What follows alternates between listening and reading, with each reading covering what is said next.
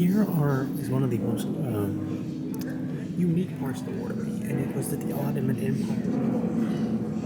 This was a dying empire at the time, but it's still very weird to think of an Arabic force, mostly Turkish, I guess, so you could say it, influencing a European war so much. I just think that's very interesting. And there's a uniform, sort of brown sand, much more subtle than the French.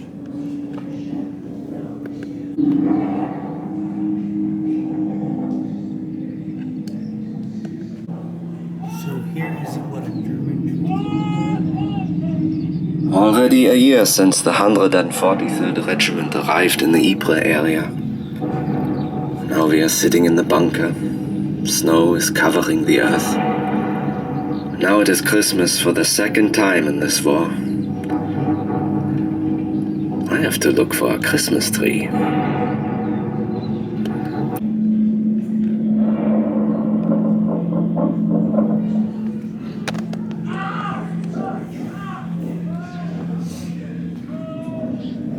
There on the open field of death, my life was out of my keeping, but the sensation of fear never entered my being.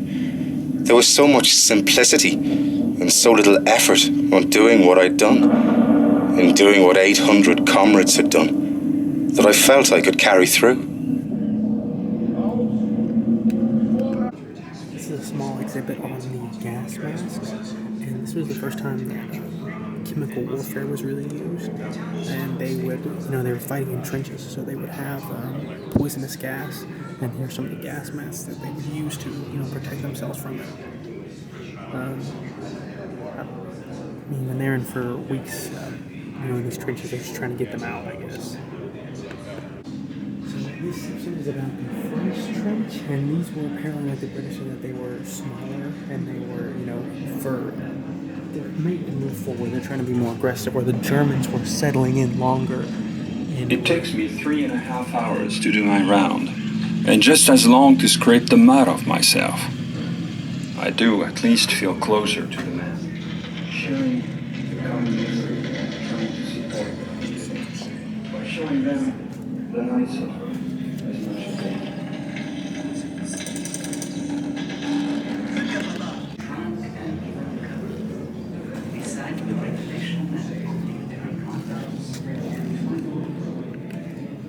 Of the destruction of homes, things like that. And I was just thinking about, what if you had to retreat, you had to get out of there, and you come back and not just your home is gone, but your entire neighborhood's gone, your church, your school, everything is just destroyed. I mean, that's really what industrialized warfare brought.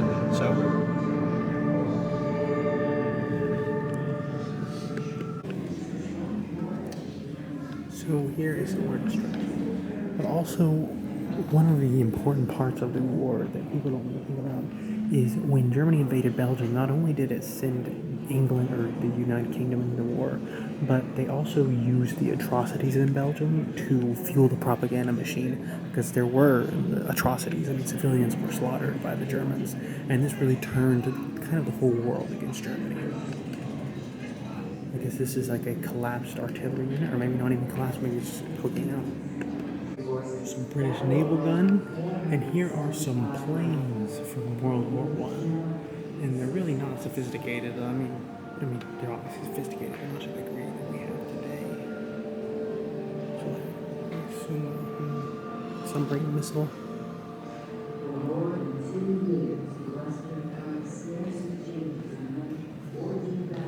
Here's some mounted machine guns.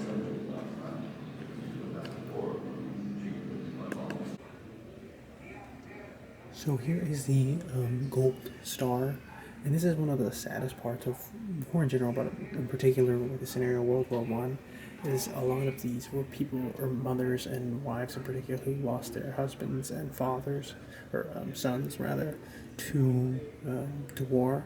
And so a lot of them actually went to Europe to see graves. Some of them were unmarked. And it's just tragic. Here is some United States war propaganda. This is the section of the museum where the United States actually enters the war. So this is weird. This is like a child's military uniform. I guess, that's part of propaganda, or at least it was. And then there looks like pins right here. Yeah, lapel pins. Here's more propaganda. I mean, this is one of the most interesting parts of war to me. It's how they influence people to go. There's an airplane, and there's a artillery cannon.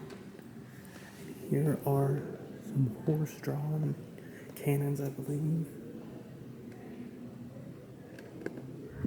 So if you were injured, here are some of the ways that you're supposed to sit down.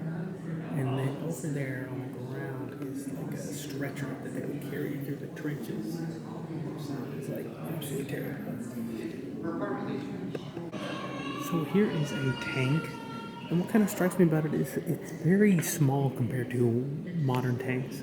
I've been to the Army Museum in around DC, and the tanks there are about 3 times bigger than this. So I'm sure these were terrifying during World War I. The ones now are just insane. So I finished up, but just wanted to show one last little video